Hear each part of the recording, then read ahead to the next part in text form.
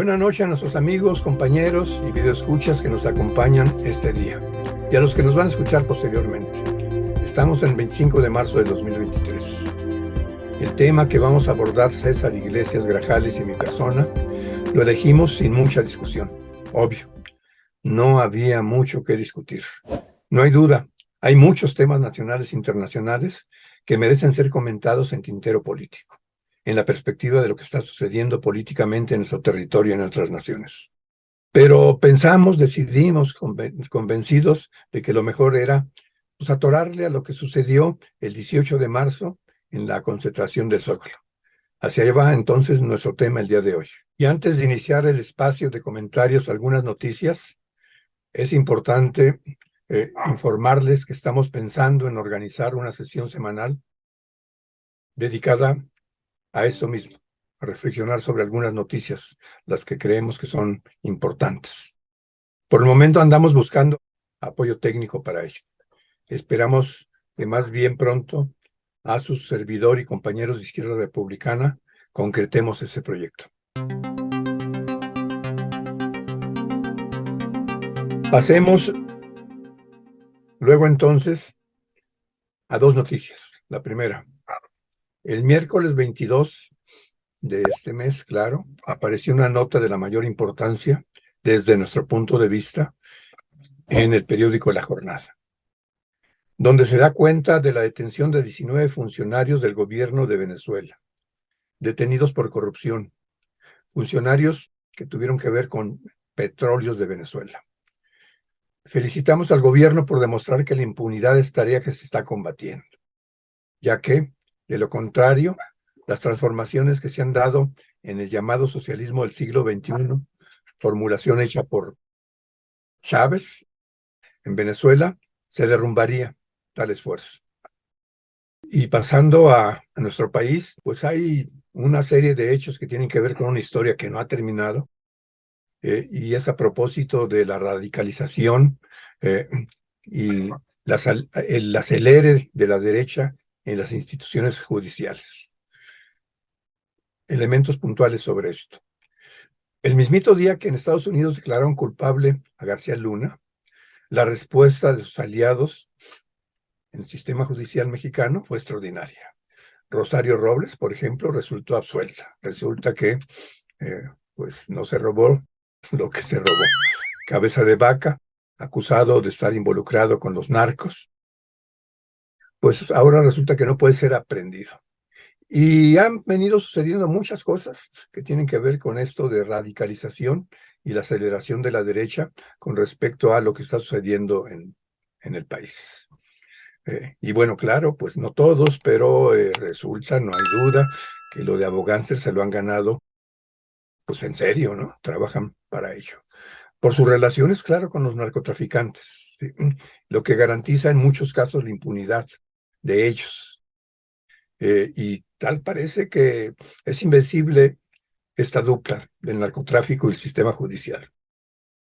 Días después, en la concentración del 28 de marzo, quemaron la figura de la presidenta de la Suprema Corte de Justicia.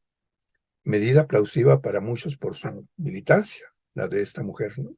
Con la asociación delictuosa, que es bastante obvio, está comprobado, ¿no? Pero no por ello justificable, por cierto, ¿no? Ya que funcionó como una posibilidad de que la derecha se asumiera como víctima. Imagínense ustedes, lo responsable de miles y miles de muertos, responsabilidad de Calderón, pues ahora resulta que a propósito de la quema de una piñata, pues aparecen como víctimas. Ante ello, damos a conocer lo que hacían en el mundo mesoamericano ante jueces y funcionarios de la justicia cuando se demostraba que eran socios de la corrupción. Subrayamos que no es para repetir el actual de los mesoamericanos, sino para garantizar pues que la justicia no dependa de los abogados, que finalmente no es justicia. Damos a conocer entonces lo que Francisco Hernández, un biólogo de formación, estando en la Nueva España en los años de entre 1571 y 1577, describió sobre el tema. Se abren comillas. Quienes eran castigados por las leyes y de qué manera se procedía en contra de los malhechores. Dice él, continúa, Era costumbre rapar al juez o al senador, cualquiera que fuese, convicto de cohecho, o que recibiese presentes de los litigantes o de los reos, y era arrojado con gran deshonra de su asiento como indigno del consorcio de tan gran senado, lo cual era para él, es decir, el acusado, el delincuente, una pena gravísima, y casi más grave y más atroz que la misma muerte, aun cuando al fin se le cortara la cabeza. Ahí termina la cita. Claro, no estamos a favor de la pena de muerte. Es una barbaridad, aunque existe pena de muerte en la práctica en este país. Pero sí a favor de acabar con la impunidad del sistema de justicia. Para empezar, a todos aquellos jueces y miembros de la institución de justicia, al comprobárseles su asociación con el crimen organizado, deberíamos empezar con que se les rape, para que todo el mundo conozca, pues, que son socios del crimen organizado, o parte del crimen organizado. Luego, claro, se les destituye. Y por último, pues incrementar las penas en la cárcel para que por último pasaran en la cárcel el resto de su vida. Bueno, pues, y entonces agradecemos su presencia, su atención y saludos. Continuamos con nuestro programa. Bueno, pues, entonces entramos al tema de esta semana. Y comento que más allá de la cantidad de humanos que asistió a la concentración del 18 de marzo, que no hay duda, rompió récord. No nos atrevemos a inventar la cantidad. No es propio de Tintero Político ni del canal de Política y Trabajo hacer eso. Como ya se había mencionado en el programa de hoy, intentaremos entrar en otra lógica. La importancia, bien o mal, del significado de la relación concentración-discurso del presidente.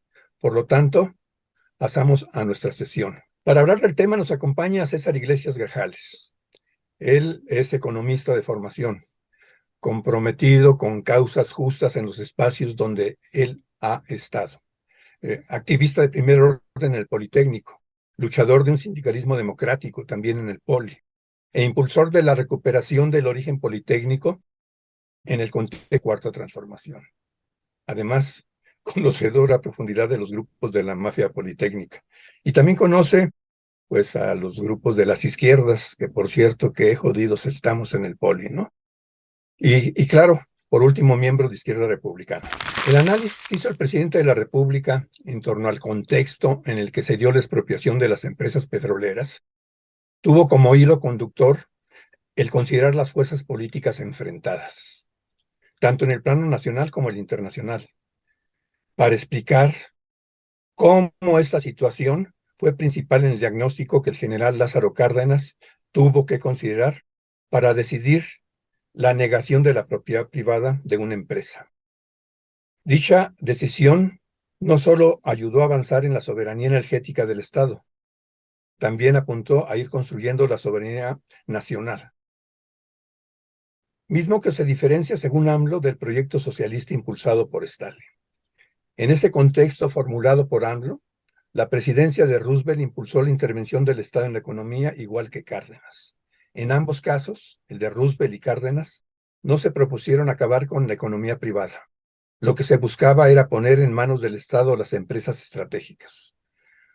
Como muestra lo anterior, podemos encontrar en nuestra Constitución el artículo 27 constitucional desde lo que fue posible finalmente la expropiación, en el que se establece que todo lo que está en el subsuelo es propiedad del Estado. Recomiendo a nuestros videoescuchas la revisión de nuestro último programa de Tintero Político, donde tratamos el tema del sindicalismo y la soberanía energética, donde damos más o menos cuenta de esto. Ese modelo de análisis hecho por AMLO tiene su historia en el Manifiesto Comunista, elaborado décadas anteriores por Carlos Marx. Texto en el que la historia de la humanidad es la historia de la lucha de clases y, claro, la correlación de fuerzas entre estas clases sociales. Por lo tanto, la fuerza de unos y otros, burgueses y proletarios, los de arriba contra los de abajo, la correlación de fuerzas fue favorable a las causas populares hasta el año del 39. Sin embargo, luego la correlación de fuerzas se modificó fundamentalmente a favor de la derecha nacional. Y también creció el autoritarismo en otros territorios. En el primer caso creció la derecha en las propias filas del partido, del hijo del PNR, el PRM, el partido que fundó Lázaro Cárdenas, y que por cierto pues estaba en pañales y finalmente no tuvo la capacidad para orientar en un sentido de continuar la política progresista de Lázaro Cárdenas. Pero luego también contó en la correlación de fuerzas las decisiones que se dieron en el militarismo postconstitucionalista de 1917. Recordemos que muchos de los militares del 17, los que discutieron y aprobaron la Constitución, pues tenían que ver con todas las fuerzas políticas existentes, centro, centro-derecha, derecha, izquierda, izquierda, etcétera, etcétera. Y uno de los representantes de la derecha fue Almazán, que en el 40 fue candidato de la derecha, apoyado, claro, por el PAN. No candidato del PAN, pero apoyado por el PAN. Y según se dice, según la información que tenemos, pues todo apunta a que ganó Almazán, lo que quiere decir que, pues sí, hubo un viraje importante del 39 en adelante que posibilitó la llegada, pues, de Ávila Camacho, otro de derecha, pero no tanto de derecha. César, a propósito, pues, más que de 1938, ¿qué piensas de la actual correlación de fuerzas en este país? Fundamentalmente en lo que tiene que ver con la correlación de fuerzas a nivel nacional. Bueno, pues primero que nada, muchísimas gracias, Rubén, por otra invitación aquí a De Política y Trabajo, este gran esfuerzo, este gran programa que han mantenido y que pues día a día tiene pues el éxito que se merece. Yo, la verdad, sobre el tema, a mí me parece que em, acudimos a un proceso en esta convocatoria que nos hace el presidente al Zócalo capitalino, con motivo del aniversario de la expropiación petrolera, para no nada más ver al pasado, ¿no? Yo creo que evidentemente lo que se mostró en el Zócalo fue una proyección de los escenarios que vienen a futuro a partir de justamente la correlación de fuerzas del presente, ¿no? Lo primero que pondría sobre la mesa es que si bien el presidente López Obrador está colocando la idea de que no es tiempo de zigzagueos, no es tiempo de ceder, ¿no? Ante la clase económica que ha estado presionando por volver a meterse a Palacio para dejar de pagar impuestos, volver a meterse a Palacio para poder generar pues estos negocios al amparo del poder político. Es decir, que no es tiempo de moderarse, sino más bien es tiempo de radicalizarse. ¿Y qué significa radicalizarse en esta época? A mí me parece que lo que significa radicalizarse es profundizar los cambios sociales, ¿no? Profundizar lo que ya pudo este gobierno a partir de encontrar, pues prácticamente desmantelado al Estado. Durante estos 30 años se dedicaron a hacer pedazos, partes fundamentales de lo que hacía posible lo que antes se llamó el estado de bienestar, que generó ciertas políticas que impidió o impidió en el pasado eh, que aumentara la pobreza, que hubiera un nivel de vida pues por debajo, ¿no? El neoliberalismo nos mandó justamente a esta idea del mercado, en donde el mercado define heridos y muertos, una situación demasiado cínica. ¿Qué está sucediendo en esta perspectiva? Y bueno, creo que hay que aclarar algo importante respecto del futurismo de los candidatos, ¿no? Yo creo que los 4 candidatos, 5 candidatos presidenciales que existen de este lado, creo que lo que está sucediendo es que no hay posibilidad alguna de que el movimiento social pueda respaldarlos si no asumen esta agenda, esta tarea de profundización, de radicalización. Y entonces, ¿de quién depende hasta dónde se debe llevar a cabo, digamos, esta agenda? O sea, me parece que depende mucho de cómo esto que te gusta a ti decir, las izquierdas, pueden avanzar, pero no solo las izquierdas. Creo que hemos estado rebasados, ¿no? Porque las izquierdas deberían de estar organizando. Y lo que está sucediendo más bien es que tenemos una trayectoria en donde el movimiento social puede, digamos, desbordar, ¿no? Podemos decir lo siguiente, que sí, que el modo de confluencia de organización política puede estar en Morena, que tiene muchos bemoles, muchos vicios, digamos, ¿no? Eh, que tiene una gran cantidad de oportunismo, cierto, pero es una organización política que tiene una representación ante el Estado y que es el aparato electoral con el cual se puede ocupar el Estado. Pero Morena, digamos, está en una lógica partidista, tiene sus propios objetivos. Otra muy diferente es la lógica del movimiento social, que, digamos, confluye en Morena, pero está por encima de Morena, es decir, puede ir más lejos de. Y el movimiento social, mucho de este movimiento social no coincide con las actuales políticas al interior de Morena, no coincide con las políticas, quizás en algunos temas, con el propio presidente Obrador, que esto es sumamente interesante, sino que está aquí porque lo que busca es justamente poder desmantelar a ese Estado neoliberal que generó tanta pobreza, tanta marginación y tanto, digamos, laceración a la sociedad. Entonces hay una sociedad que se está organizando porque está abriendo las brechas para ir más lejos. Y lo que está diciendo López Obrador es algo muy importante. Está diciendo, yo llegué a un punto o pude llegar a un punto porque a este final de sexenio, estamos hablando que estamos a 1 año, 6 meses de la salida del presidente López Obrador. 1 año, 6 meses. Y lo que está diciendo es, yo pude llegar a donde llegué gracias a que tuve el respaldo político dentro de una estructura partidista, pero también tuve el respaldo político de una sociedad que intenta transformar a México y en esa transformación pues hay elementos indispensables que debemos de continuar y eso, digamos, por eso lanza por lo menos 3 tesis, ¿no? La primera, me parece, es esta, ¿no? Que no hay movimiento estadocéntrico sin movimiento social. Es decir, aquel candidato que quiera ganar, candidato o candidata que quiera ganar, deberá de respetar que, pues justamente la voluntad del movimiento social.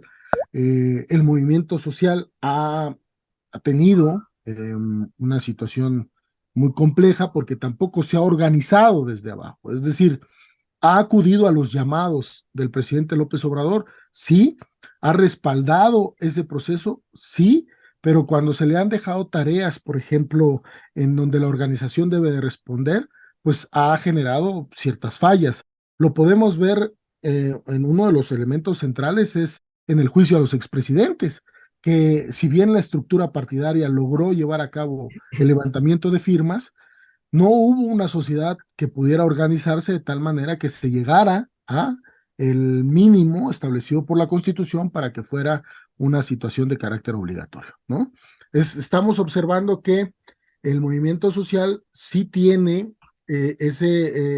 sí está ahí cuando es convocado, pero todavía no tiene digamos, una agenda que pueda guiar sin la necesidad de estos liderazgos tan fuertes que se están estableciendo en la región. No solo esta es una situación de México, me parece que esta es una situación de América Latina. En donde los liderazgos sí son más fuertes, podemos observar en donde el movimiento social, digamos, tiene un contrapeso mayor. Me refiero al caso de Bolivia, por ejemplo, ¿no? En donde es evidente que el movimiento social logró detener, ¿no? Logró contener un golpe de Estado. Aquí lo que ha sucedido es que el golpe blando no ha podido cuajar en la medida en que hay una movilización cada vez que existe un escenario adverso y cada vez que el presidente pues llama, convoca para recibir ese apoyo. Ahora, dos, esta marcha no puede compararse con la marcha que se generó desde la derecha, en donde lograron acumular una fuerza social muy importante, en donde llenaron un zócalo.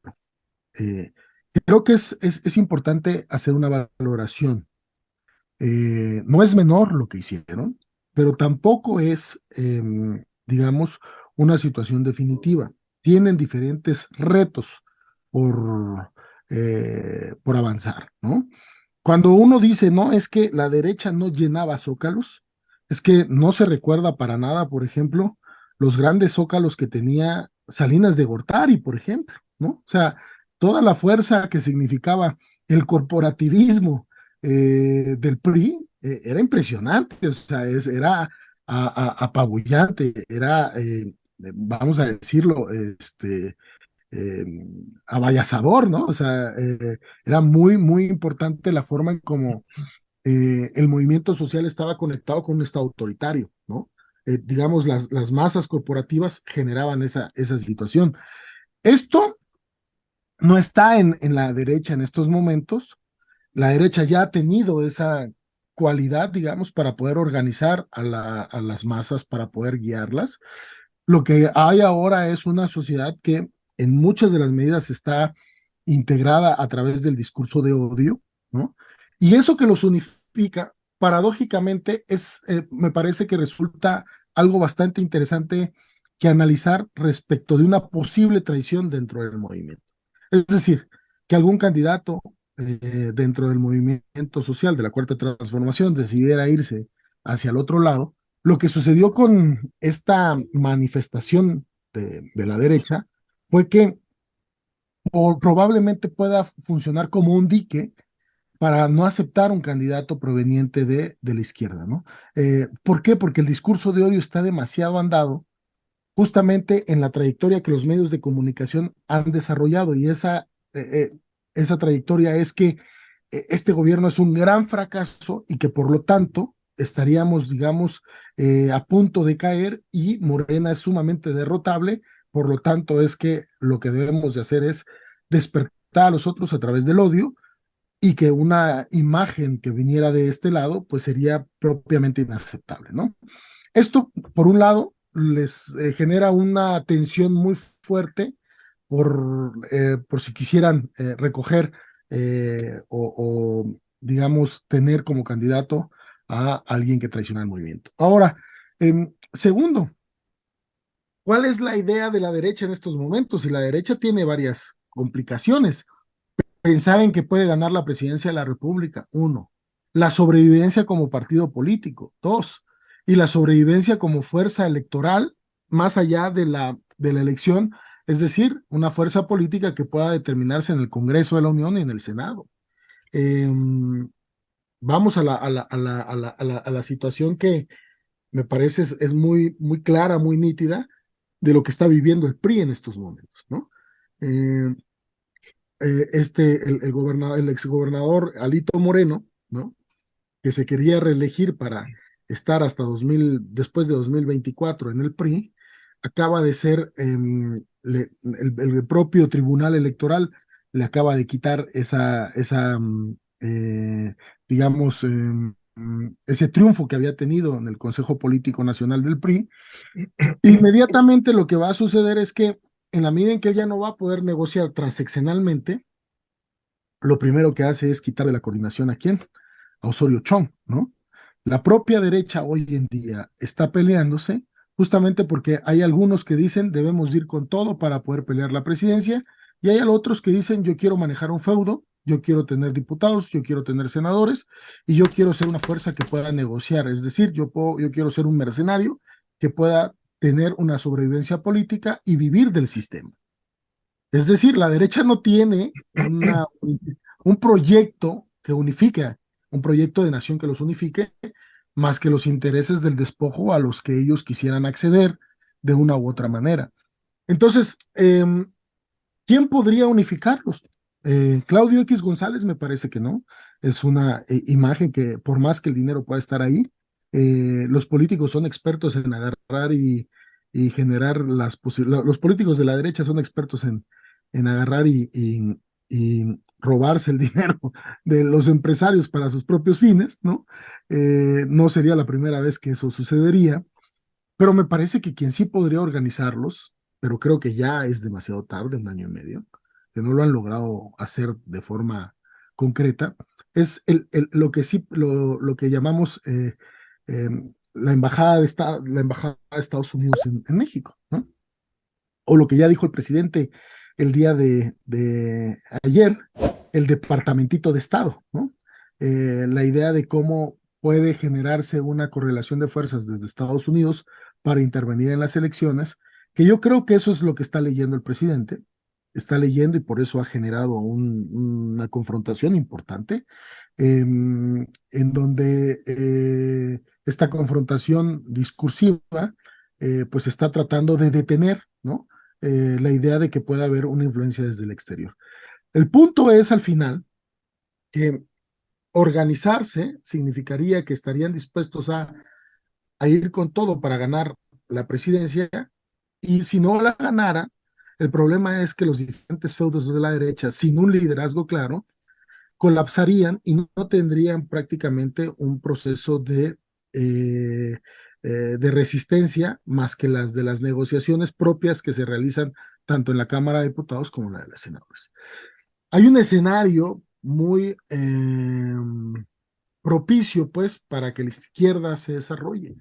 Lo que hay que estar alertas es que la única forma que o lo que ha traducido Andrés Manuel es que este descontento, esta necesidad de cambio, no se quede nada más en una manifestación, sino que pueda introducirse a la maquinaria electoral para poder ganar candidato, para poder ganar presencia política.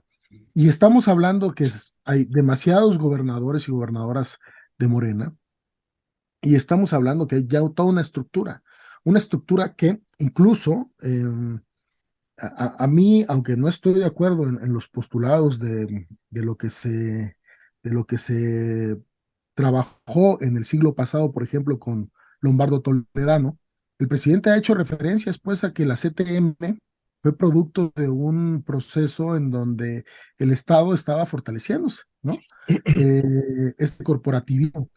Y un poco ha recordado eso últimamente, es decir, ha tratado de decir que se necesita pues de una fuerza de movilización que hasta ahora ha sido inexistente, ¿no? O sea, no hay una fuerza propia, sino más bien fuerzas como un tanto espurias, de prestado, ¿no? Ahí está el sindicato de petrolero que no se ha sumado a una intentona o una azonada. Ahí está el Sindicato Nacional de Trabajadores de la Educación, que se presenta ahora como los soldados intelectuales de la Cuarta Transformación, ¿no? Pero que, digo, son de prestado, pues no hay como cuadros que estén justamente trabajando en ese proceso. Estamos pues en un proceso de maduración en donde eso ya no le tocará a Andrés Manuel poder organizar, sino que él quizás lo que está intentando es decir, estuvieron las bases puestas, tenemos una recta interesante que transitar, pero hay que hacerlo con toda la seriedad del mundo en la medida en que si creemos que nada más esto es una situación de popularidad, pues vamos a perder, ¿no? Esta es una situación en donde está claro que hay fuerzas que pudieran desestabilizar el proceso y que en esa ventana lo único que queda es la organización social. Eso es quizás lo que te podría decir como primera parte, querido Rubén. Bien, César, bien por tu reflexión a propósito de la correlación de fuerzas en estos momentos en este país. Y bueno, pues para hacer política se requiere tener un diagnóstico puntual con respecto a esto para sacar las conclusiones políticas correspondientes. Dos que tres cositas muy, no para discutir, porque finalmente tendremos más oportunidades de discutir esto y muchas otras cosas, pero me parece que, por ejemplo, a propósito de la organización insuficiente por parte de Morena y de sus aliados, a propósito de la posibilidad de investigar a los expresidentes, también algo que discutíamos entre nosotros tenía que ver con que hubo un exceso de confianza del propio presidente. La verdad es de que él podría haber duplicado fácil, si no es que haber logrado la cantidad mínima suficientemente como para que se hiciera esta investigación. Y el exceso de confianza se notó en las elecciones del 21 también, ¿no? O sea, confiados en que el presidente tenía un 70% de aceptación de la sociedad, pues se descuidó el Estado de México, la Ciudad de México, perdimos la posibilidad de cambiar la Constitución, etcétera, etcétera. Pero bueno, en fin, finalmente ya lo pasado, pasado. Y sí me parece que es entonces importante tomar en consideración cosas como las siguientes, después de tu intervención. Todo apunta a que la derecha electoral no tiene posibilidades de la presidencia. Pero si no logramos el 66%, si no logramos incorporar precisamente a los movimientos sociales que están inseguros con respecto a dar el paso apoyando a la Cuarta Transformación, porque hay elementos que no les han gustado, híjole, vamos a estar padeciendo, viviendo lo que tiene que ver con Chile, Perú, Bolivia, aunque ahí no lograron dar marcha atrás de manera suficiente la derecha. En fin, pero César, entonces, ya hiciste una reflexión sobre la correlación de fuerzas en el plano internacional, pero sería muy importante también en considerar el escenario internacional. O sea, desde Marx, cuando dice que proletarios de todos los países unidos, pues tiene que ver con que el capitalismo es un sistema mundial, ¿no? Y mucho más ahora con la globalización. ¿Cuáles son esas fuerzas internacionales que jugarían un papel importante con respecto al 24 en este país? Ya, mira, quiero hacer una anotación, voy a responder esta pregunta que me dices, pero hay algo que es clave y que está sucediendo en la medida en que el gobierno avanza, esto de los movimientos sociales. Hace poco escuchaba el responsable de Tlachinola, que es una organización de derechos humanos en la montaña de Guerrero, que existen protestas en Guerrero, comunidades indígenas que han estado protestando porque no hay maestros en las escuelas y se les dijo que no había presupuesto y al final de cuentas, si tú te preguntas qué es lo que debería de estar haciendo cualquier gobierno de la Cuarta Transformación, es atendiendo estas necesidades mínimas. Claro. Pero si hay una protesta y si están emergiendo este tipo de situaciones, es porque evidentemente no hay la capacidad por completo en estos momentos de poder transitar a resolver estas necesidades inmediatas. Y eso genera pues una separación muy fuerte entre la base social, el movimiento social y aquella base también que controla al Estado. Es complicado, es complejo. Tenemos también, hablando ya de Guerrero, o sea, el tema de los 43, o sea, no está completamente resuelto en estos momentos. El tema de muchas de las comunidades indígenas que también, pues, no son lo mismo de aquellas que protestaban financiadas desde el extranjero para detener el proyecto del Tren Maya, pero sí existen comunidades que eh, tuvieron o van a cambiar su dinámica. ¿Por qué? Porque el espacio se está transformando y no hay como una comprensión muy fuerte respecto de esto. Más bien se trata de acallar como diciendo esto es el discurso de la extrema derecha y a partir de ahí no voy a reconocer ningún planteamiento legítimo. Creo que está complicado el escenario también de cómo el ejército está asumiendo su papel y lo que vimos con la ejecución de los jóvenes, ¿no? Ahí en Reynosa, que es aberrante, pues, o sea, me parece que hicieron toda una operación de Estado para que de repente estos jóvenes que fueron ejecutados extrajudicialmente, se les perdonara pues a la ejecución extrajudicial porque eran sicarios y habían videos de ellos como sicarios, ¿no? O sea, esto es absolutamente patético, ¿no? Pero está ahí. Es muy complicado y por eso justamente lo que está sucediendo es que el movimiento social también tiene sus reservas y por eso digo, no hay tampoco una organización abajo que pueda permitir llevar más adelante esta agenda. Lo que está ahí es un proceso emergente, espontáneo muchas veces, utilizando la palabra de Rosa Luxemburgo, pero que no ha logrado mantener una organización que incluso incida dentro de Morena, ¿no? Yo creo que es mucho más fácil en algunos lugares, estados de la República, haber sido priista. Yo creo que ha de ser digamos, en algunos estados de la República, el requisito fundamental para que puedas entrar a Morena, ser priista primero, que ser luchador social, ¿no? ¿Por qué? Porque pues es que especialmente en el norte está justamente muy debilitado ese proceso. Se entiende en una lógica. ¿Cuál es la lógica? La electoral, pero no se entiende en una lógica que tiene que ver con resolver los problemas de fondo. Esto yo creo que el presidente lo tiene muy claro.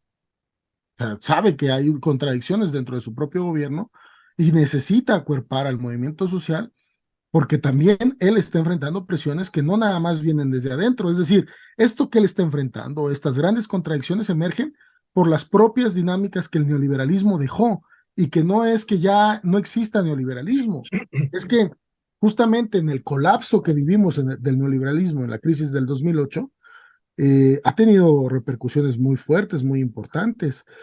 Una de ellas fue una negociación que prácticamente dejó a México muy mal parado respecto del Temec, que ahora justamente en medio de la guerra uno se da cuenta que tienen la necesidad muy fuerte de controlar el petróleo, de controlar el gas, de controlar el litio, de controlar los recursos naturales estratégicos de México, porque en medio de la actual guerra que existe en Europa, ¿no?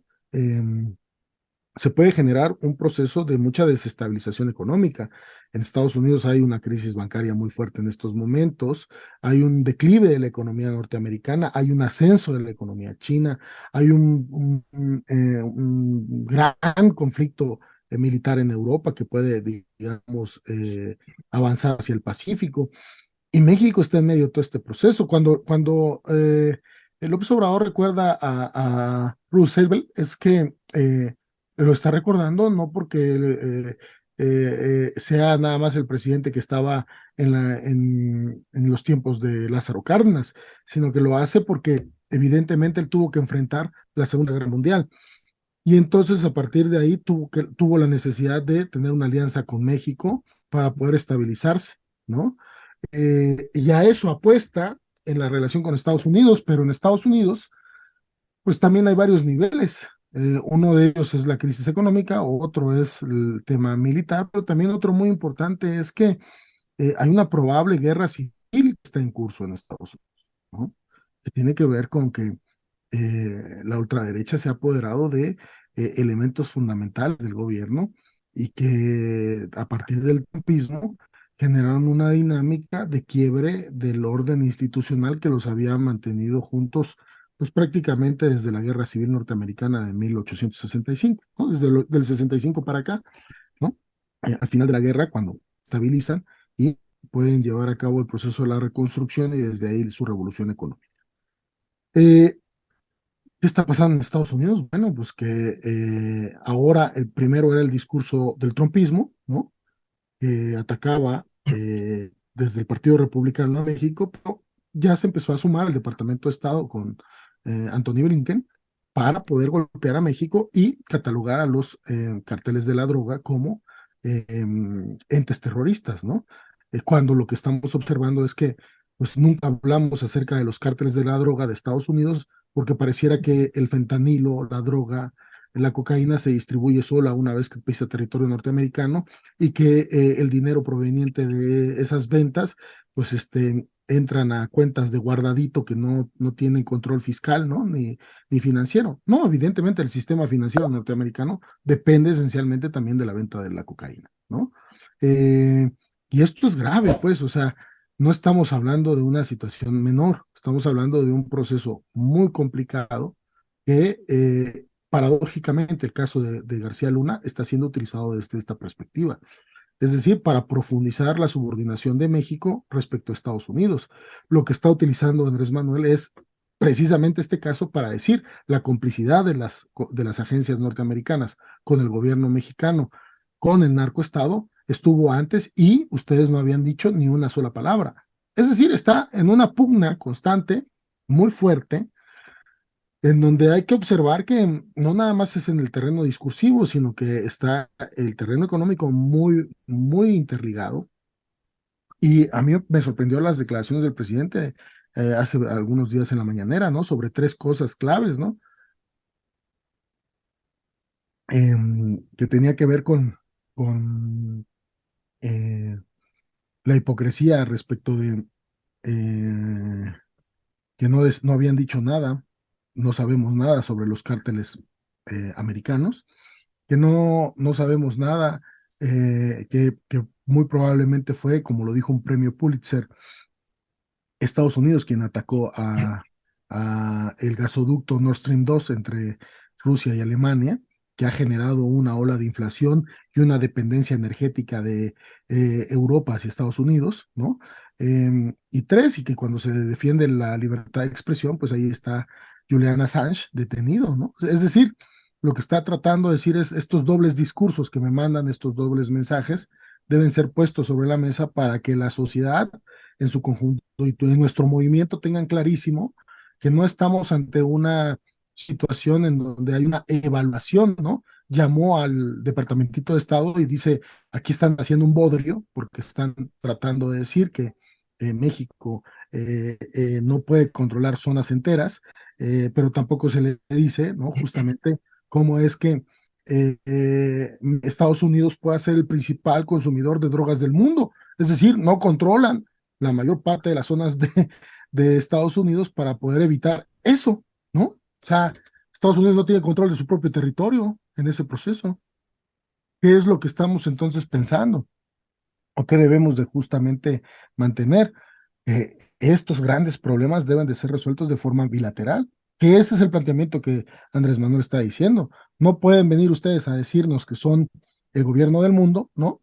Y que nosotros debemos de obedecerlos, sino más bien debemos de plantearnos que tenemos serios problemas de un lado y del otro de la frontera y que a través del trabajo nacional deberemos de hacerlo.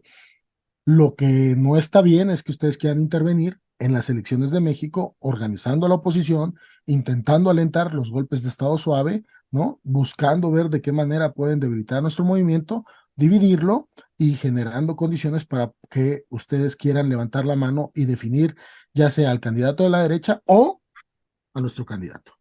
Y eso no lo podemos permitir. Creo que el mensaje está ahí, es un mensaje muy fuerte y es un mensaje que debe de ser leído de forma muy responsable. Mm, Yo creo que si, si nos equivocamos todos, ¿no? Si nos equivocamos en este proceso, eh, que vino después de Ávila Camacho, querido Rubén, o sea, lo que vino después de Ávila Camacho fue la dicta blanda, ¿no? O sea, el Sí. PRI, ¿no? O sea, el PRI generando condiciones de mucha represión, ¿no? Y que generó un proceso de despojo, pues, de los ideales de la revolución. Y ahí es justamente donde se traiciona la revolución. Estos revolucionarios que tenían un cadáver en la boca, ¿no? Porque pues decían revolución y estaba muerta, ¿no? Pero la seguían repitiendo hasta eh, digamos, de forma nauseabunda, pues. Creo entonces que es momento que el movimiento social haga una valoración importante. ¿De qué depende el 2024? Del proyecto de profundización y de radicalización del proceso en curso.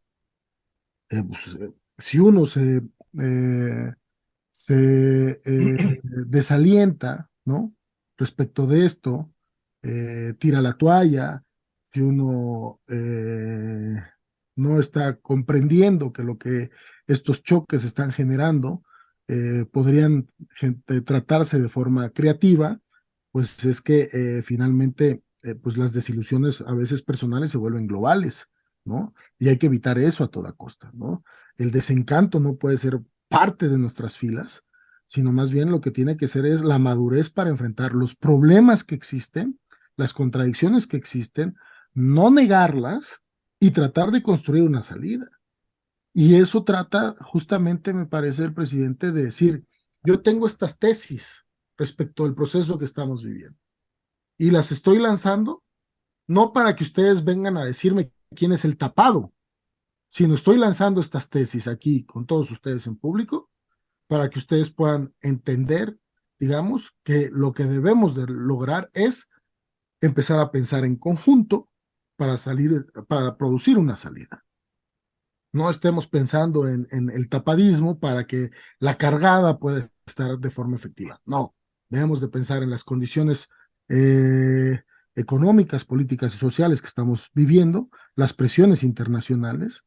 No es poca cosa de donde venimos. Logramos mantener a flote el gobierno a pesar de la pandemia, a pesar de la crisis económica, y estamos generando condiciones de estabilidad que permitirían al próximo gobierno generar un proyecto mucho más radical que el que yo estoy manejando, dice López Obrador, y creo que hay que avanzar en esa línea y generar condiciones para poder, como vuelvo a lo mismo, confluir en el partido, en el poder, pero para desbordarlo, ¿no? Eso, querido Rubén. Bien, bien, bien, bien con el complemento a propósito de los movimientos sociales. Me parece que es un elemento que hay que considerar en esto de la correlación de fuerzas. Y hay que finalmente promover, favorecer el crecimiento de ellos, la organización de ellos, pues para que Morena, que es el aparato electoral que tiene que ver con la cuarta transformación, sea sensible ante las demandas como la del agua, por ejemplo, César, ¿no? Que es un problema del tamaño del mundo, en el mundo, no solamente en México, ¿no? Y se sigue avanzando en la privatización. En fin, me parece que hay dos elementos que también en la situación internacional, César, valdría la pena considerarlos. Nunca ha habido tantas huelgas en Estados Unidos como las del año pasado.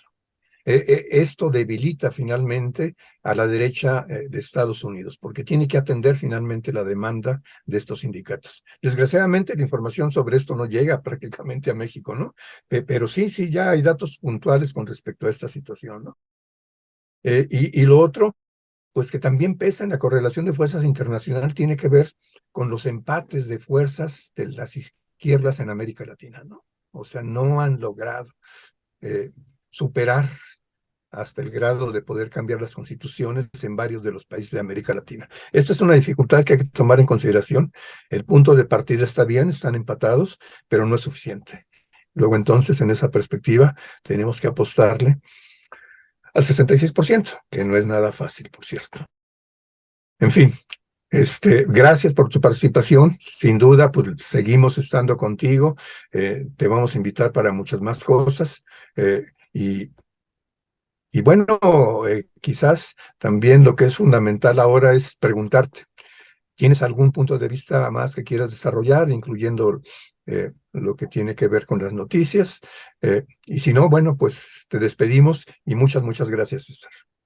Bueno, yo creo que lo de las noticias que habías mencionado respecto de Venezuela, a mí me parece muy importante el combate a la corrupción. Creo que si un gobierno quiere mantener una legitimidad, debe justamente avanzar en ese proceso. Eh, el presidente muchas veces dice a rajatabla, se ha acabado la corrupción, ¿no?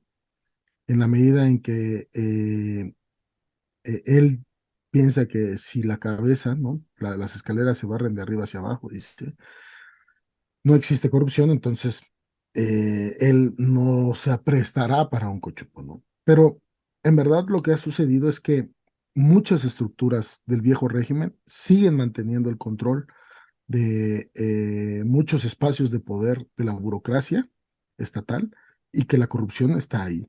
Lo que hay que hacer justamente es denunciarla. Eh, y lo que sucedió en Venezuela es gravísimo porque fue parte de la cúpula del poder la que se prestó a esto. Y lo que es sumamente interesante es que les cayeron órdenes de aprehensión, los detuvieron a todos y están hoy en la cárcel, con una determinación muy fuerte, muy, digamos, con una determinación muy que sostiene pues el gobierno y que tiene oleajes importantes al interior de su organización, pero que al ver, digamos, el impacto que esto puede tener, se decide jugar, porque además forma parte pues de los programas de gobierno pues neoliberales. Y creo que hay que profundizar en eso y no hay que perder de vista lo que está sucediendo en México para poder resolverlo, ¿no? Es una lección que se debe de expandir por todo el continente. Pues gracias, César. Entonces, pues más pronto que tarde nos volvemos a ver. Y bueno, pues claro, la próxima semana nos vemos de Política y Trabajo. Dentro de 15 días seguiremos comentando, reflexionando sobre los problemas principales que tienen que ver con el 24. Hasta luego. Buenas tardes. Hasta luego. Bye. Y seguimos ahora con las conclusiones. Primera conclusión. Desde la invasión de Estados Unidos a nuestro país, allá en el siglo XIX, en 1845, 46, 47. Esto afectó en términos sociales, políticos, fuertemente a la población de aquella época. Luego la invasión francesa en México, en el año de 61, 62, cuando se estaba avanzando en la perspectiva de la reforma juarista, de la separación iglesia-estado, etcétera, etcétera. Para seguirle con la invasión de Estados Unidos en 1914. Y a la par, muchas otras situaciones han cosechado, un nacionalismo con una gran base social, principalmente de los de abajo. Nacionalismo que en sus mejores momentos concretó un republicanismo nunca antes visto. Segunda conclusión. Ese nacionalismo logró articular socialmente una buena parte de la pluriculturalidad republicana, es decir, el conjunto de las culturas que tienen que ver con un país, con una nación pluricultural. Tercera conclusión. Este republicanismo abrió camino a la llamada soberanía energética primero y luego a la soberanía nacional. Como intento de independizarse de las redes económicas y políticas del capitalismo imperialista. Cuarta conclusión. Ese nacionalismo que además abrió la perspectiva de la soberanía nacional es punto de partida del gobierno de AMLO. No para profundizar, por cierto, sino para recuperarla después de la pérdida de esa ruta desde el gobierno de Manuel Ávila Camacho. Quinta conclusión. Bueno, pues resulta que pues el futuro es muy incierto en el 24. Sabemos que el presidente tiene un reconocimiento social como del 70% de los ciudadanos que tienen derecho a votar. Sin embargo, de manera automática esto no se va a expresar necesariamente en el 24. ¿Por qué no se expresó en el 21? Porque no apareció en las boletas. Y ante candidatos regulares, si no es que malos, y algunos hasta peores de lo de costumbre, ante la confianza de que la figura del presidente estaba atrás de estas candidaturas, y entonces no hubo campañas en serio, pues resulta que pues bajó sustancialmente la votación a Morena, no al presidente, por cierto, ¿no? Luego entonces en 24 puedes repetirse esa situación, ¿no?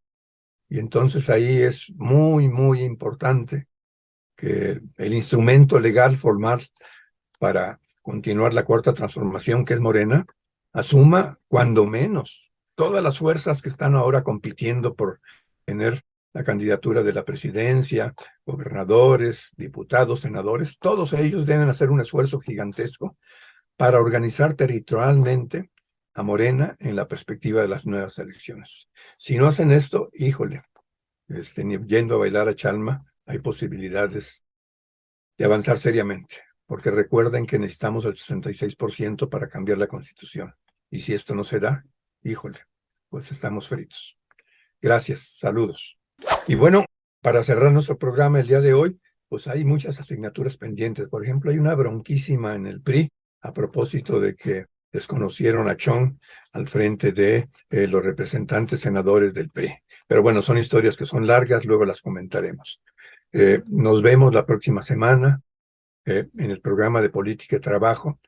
Nos vemos dentro de 15 días en Tintero Político. Y no se les olvide, dependemos mucho de su participación directamente. Alcen la manita, suscríbanse y seguramente todo esto ayudará a desarrollar una discusión amplia con respecto a los problemas básicos de su país. Nos vemos, hasta luego.